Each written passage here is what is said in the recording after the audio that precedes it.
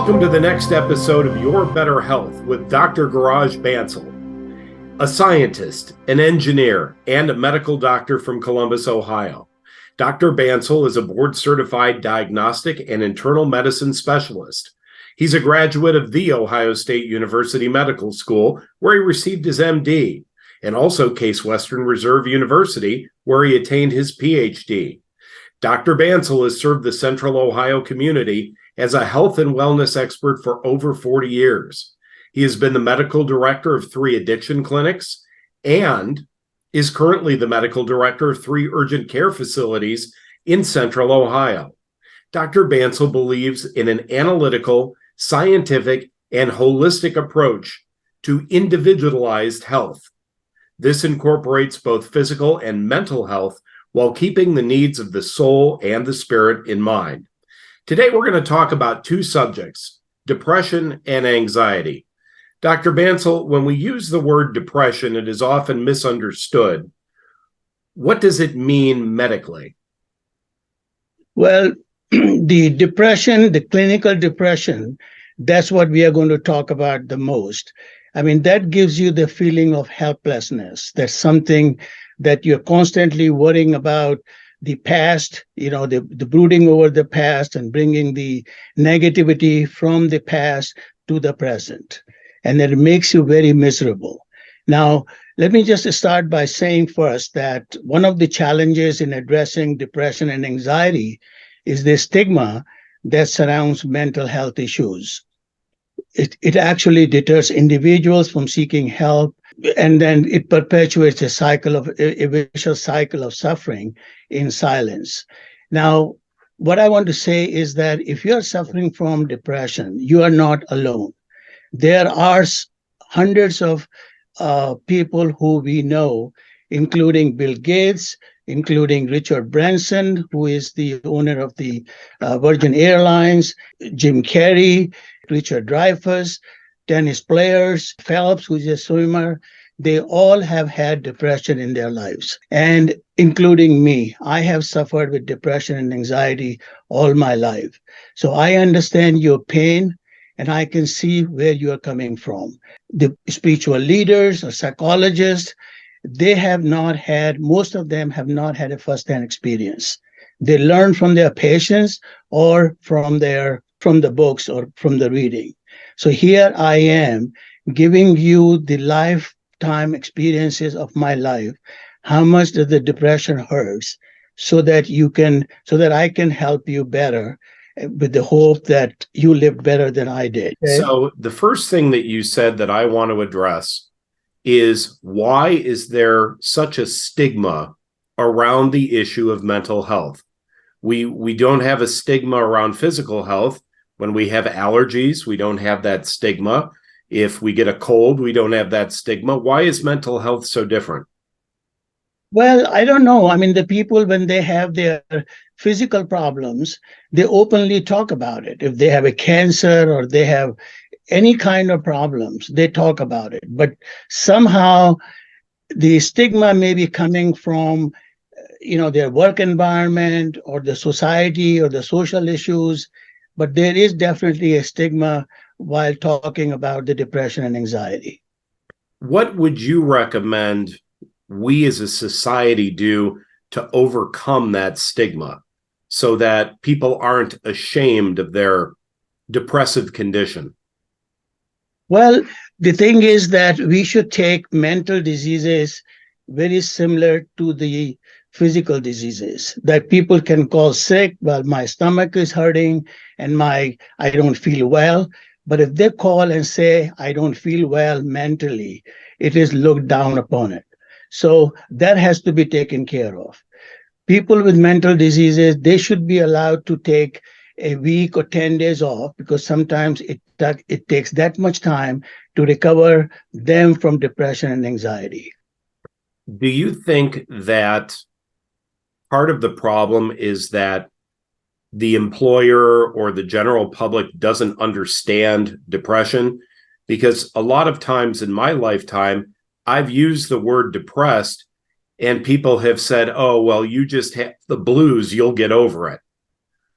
That's not what depression is. It's not a temporary, feeling of sadness. Yeah, there is a difference because everybody has mood swings on a daily basis.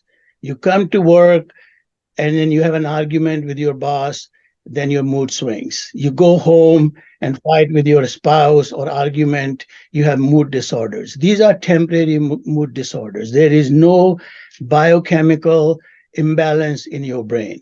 We are talking about the depression which interferes with your daily life, and you feel helpless. Sometimes you feel suicidal.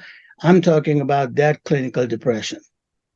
What are some of the signs that people should pay attention to so that they understand the difference between what you call mood swings and the chemical depression? What are some signs to look for? Well, chemical depression is prolonged. That you have had this depression for about 3 to 6 months, and then you feel very helpless, and of course you have somatic symptoms like fatigue, not able to work, not willing to work. Whatever you used to enjoy in the past, you don't enjoy those things now. So those are the signs of clinical depression. It's actually interfering with your daily life. When people are depressed, they go into the financial ruins, and they also damage their relationships with their loved ones. But that doesn't happen on a day-to-day basis like a short-term depression or mood swings. So if I notice, or say my spouse or a family member or a friend notices that over the course of a period of 90 days to 6 months, there have been these changes in my behavior, what do I do? Where do I go for help? Well, it's very similar to what I talked in the past, that these mental diseases have both the organic or biological component as well as the cognitive component. So the first thing I would say is go to your family physician, discuss your symptoms, and find out if there is any organic disease, that is the lack of transmitters or lack of hormones in your body which are causing your depression. If that is not the case, then he may start you based on your symptoms on an antidepressant. Now, I will come back to the anxiety later on, but as I said, that the medicines in such, they take care of your somatic symptoms. They will help you in getting a good night's sleep so that when you get up, you are fresh, you are focused. But when it comes to the feeling of helplessness, that does not go away with the medicines. So for that, you need to have a CBT, which is called the cognitive behavior therapy or talk therapy from a psychologist or a psychiatrist. What is the difference between a psychologist and a psychiatrist? Well, the psychologist and psychiatrist, they can both do the cognitive therapy as well as the talk therapy, but psychologists cannot prescribe the medicines. On the other hand, the psychiatrist can prescribe the medicines. So if if you see the psychologist first, and then he or she thinks that you need the medicine, then you have to come to the attention of your family physician to get the medicine.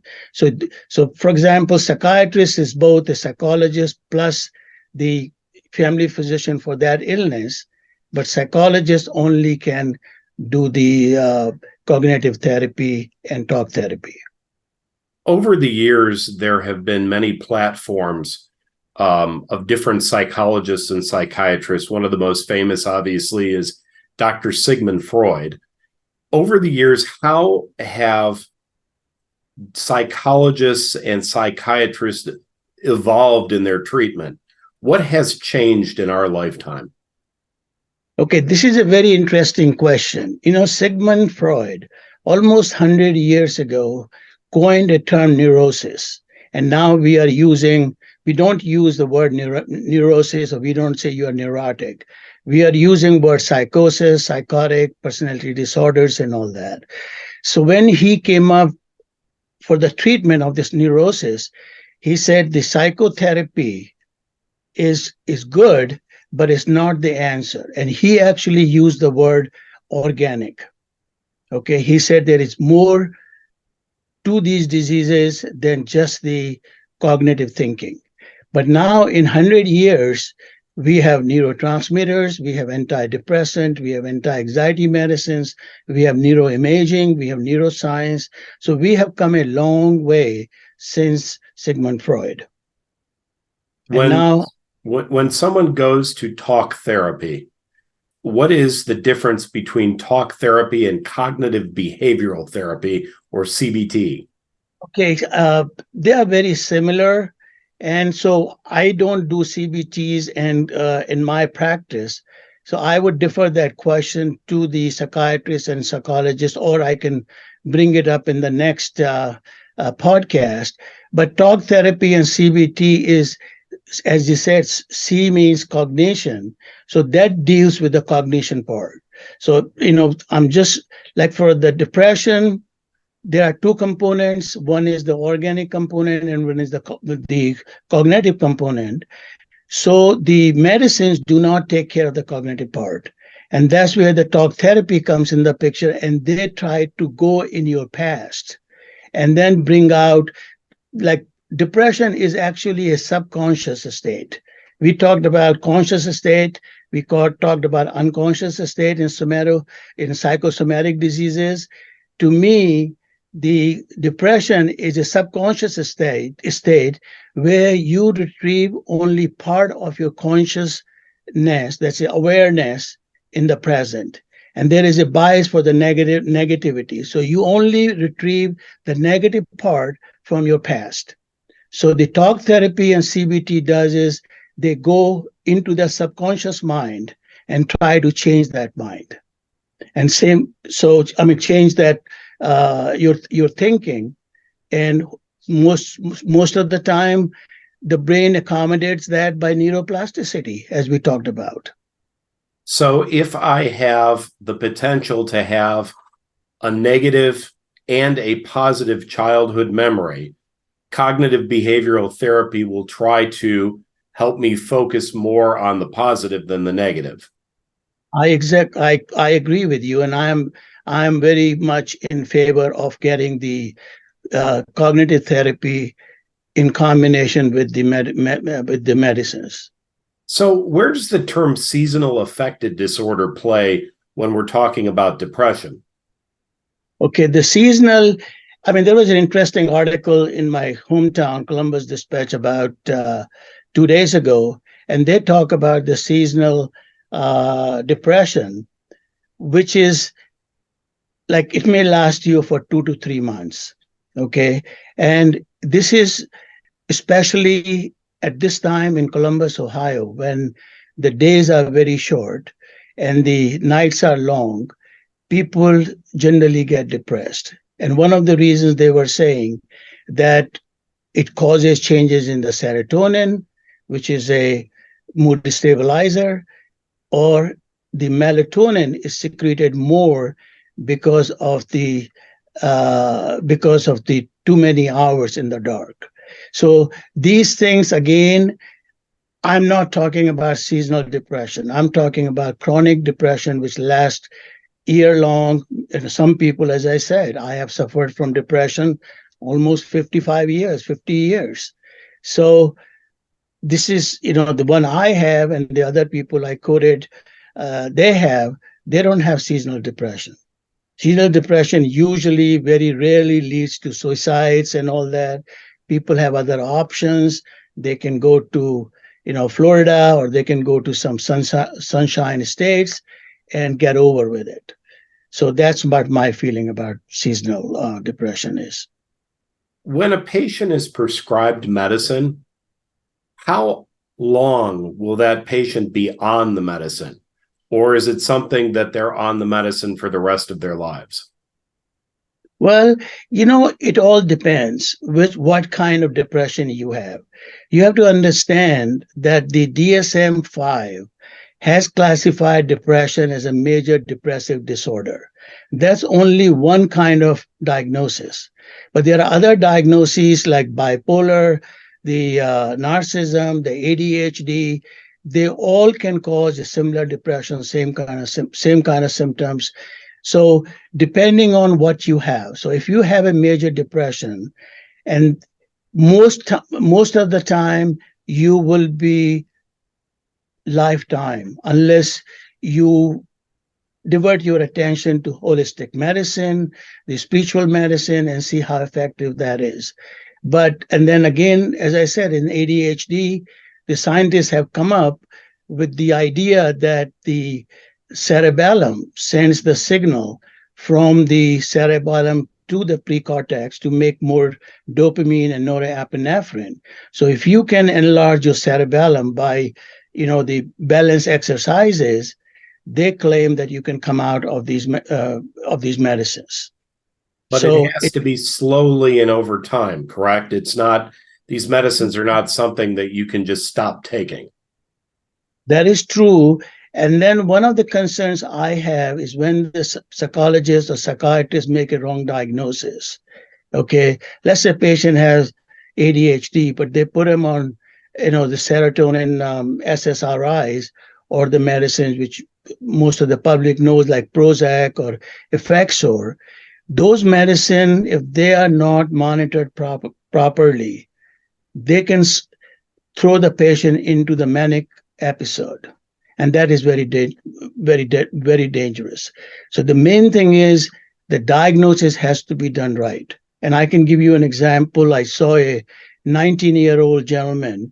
He comes to me and he has been depressed and suicidal since he was 11 years old. He has been tried on all the antidepressants. And when he turned 18, he was transferred to the community psychiatrist. And then he looked at the chart and said, "Oh, you got bipolar." So they started putting on all the medicine, which she had a side effect. She was vomiting and abdominal pain. I mean, he came in to me, and then after 2 hours of history taking with the mother and him, found out that the patient probably has resistant depression from all these medicines. And I diagnosed ADHD, and I put him on 5 milligram of Adderall to be increased after a week to 10. After 2 weeks, he was totally new person.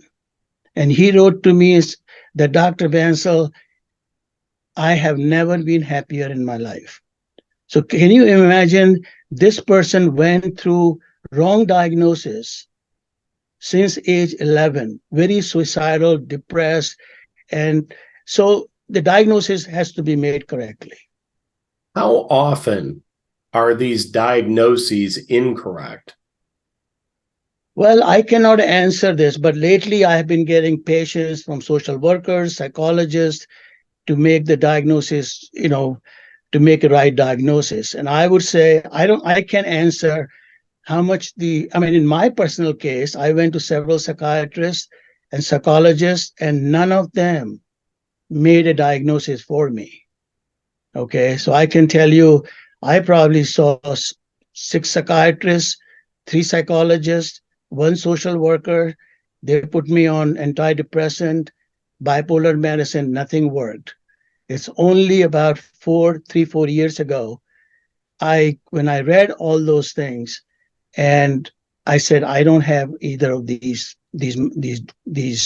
So I took control of my life, and I have never been happier, more focused, and productive.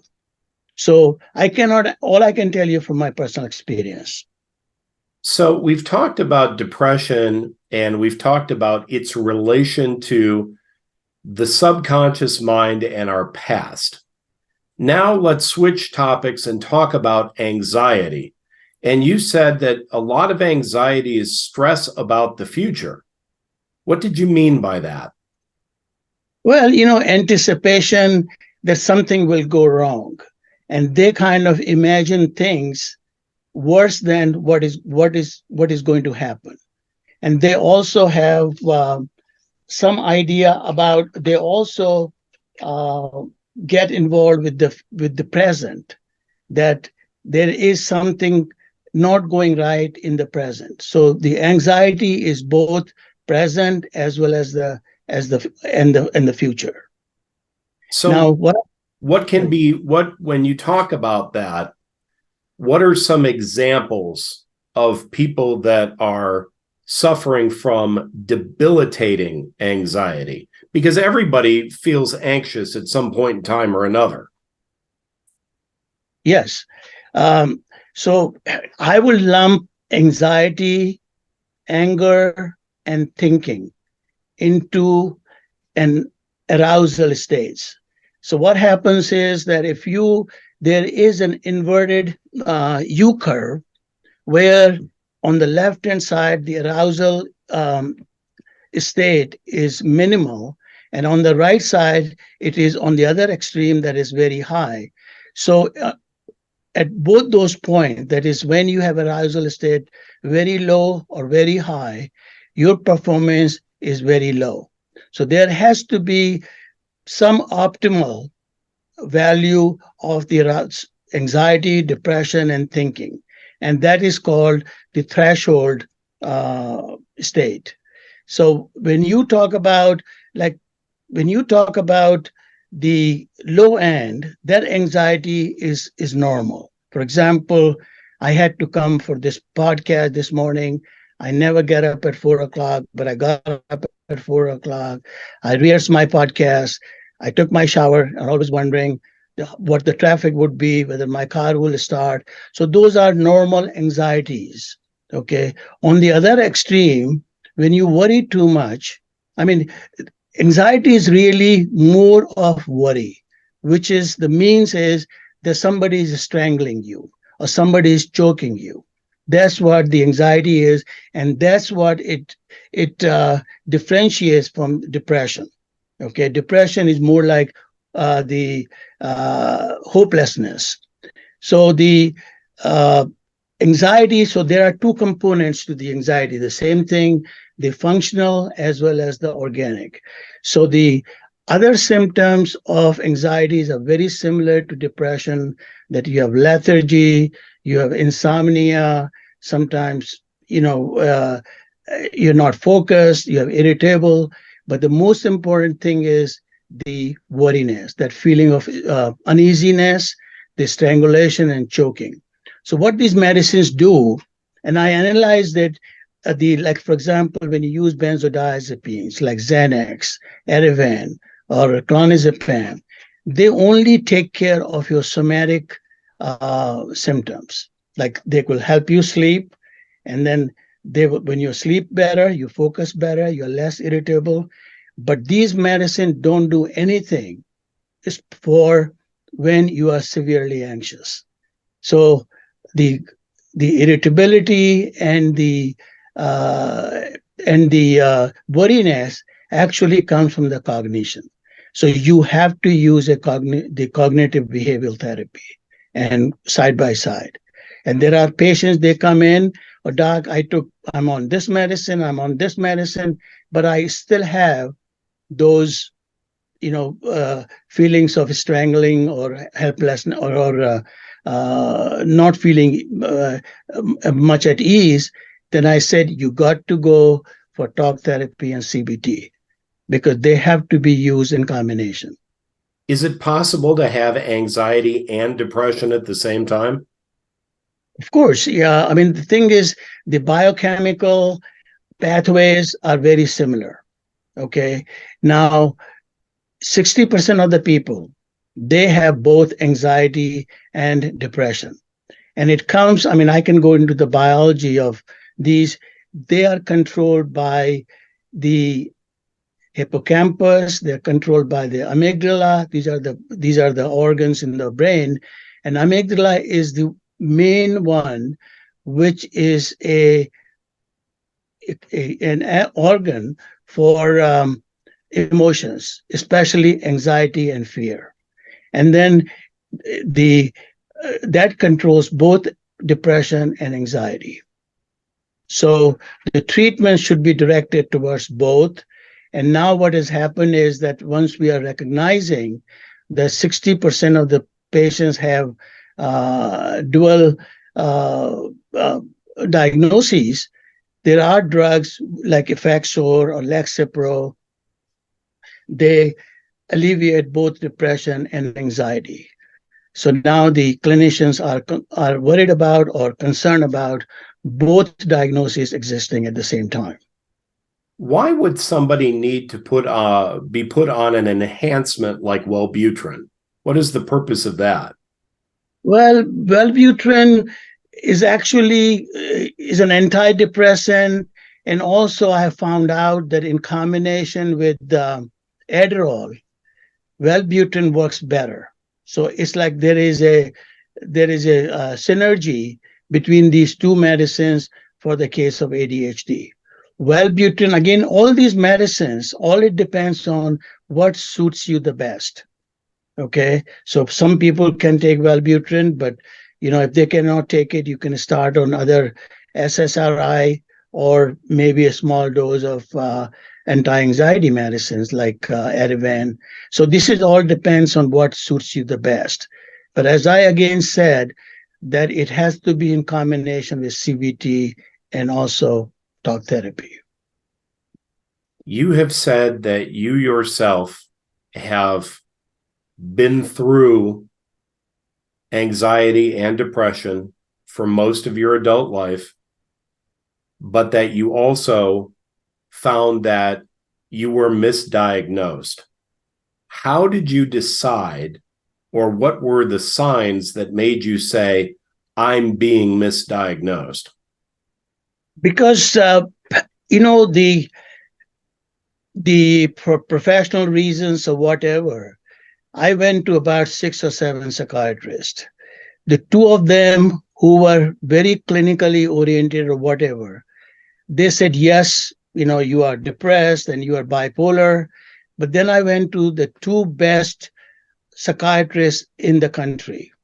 And as a matter of fact, I had to go to the Cleveland, and he was a forensic psychiatrist. And he said, Dr. Bansal, there is nothing wrong with you.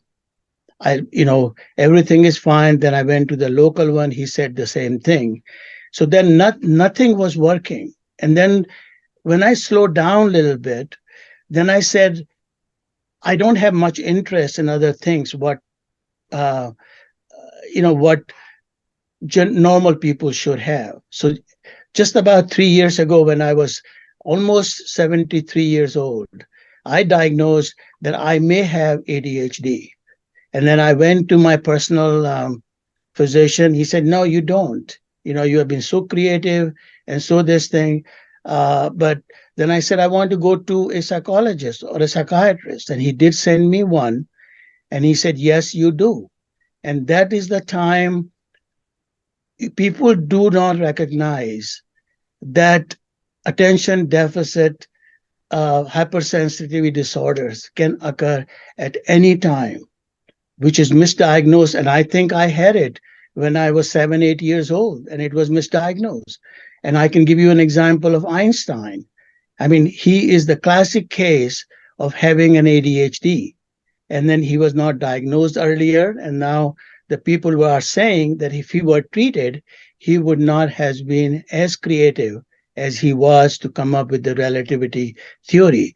So what I'm saying is, in my personal case, I have never been happier in my life since I was started on the medicine under the care of my family doctor. And that is where I'm coming from. That, there is a help for depression, for anxiety. You may call it a hopelessness, but it is not helpless. There is an help available, and all you have to do is seek the help, and help is there. Dr. Bansal, thank you for sharing your personal story with us and also talking with us today about anxiety and depression. In the next podcast, we're going to talk about empathy and detachment. The book will be called Why and What to Do About It. And of course, the website is yourbetterhealth.life, yourbetterhealth.life. Thank you so much for being with us today, and we'll see you next time.